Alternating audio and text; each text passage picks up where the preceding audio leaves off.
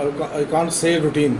It's very important for me because it's an introductory meeting. The first meeting I had after assuming the charge of DIG.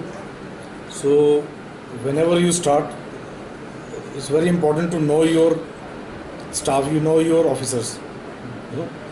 So it was in that context this meeting was held, and to know the pulse of the district, to know what are the current issues being faced by the district, you know, just to be in touch with the district. Our prime responsibility, prime intent at the time is to handle the crime situation and to bring it under control and maintain law and order.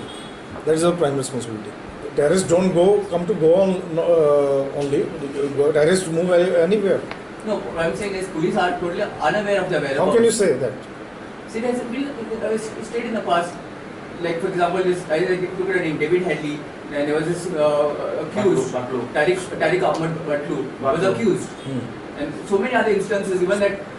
This is what I am telling you. You are telling me the few incidents which have taken place.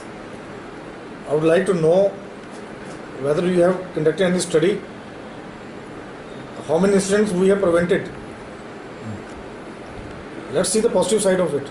We think that only police and only police is supposed to maintain the law and order or handle crime. It's never been so anywhere. If you go to all the Western countries and cosmopolitan countries, the cities which are growing like Delhi, Mumbai, public participation is must for any police organization to be successful. The system of patrolling is to reduce the level of an opportunity for the criminals to strike. Basically, we are just by patrolling, we are just reducing an opportunity. So basically, all these preventive measures we take in police is because of this main thing, to reduce the opportunity for the criminals to strike.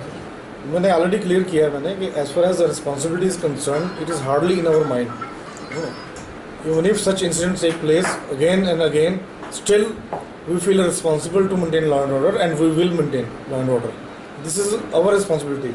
And the second aspect is the response from the environment, the response from the system, over which we have no control.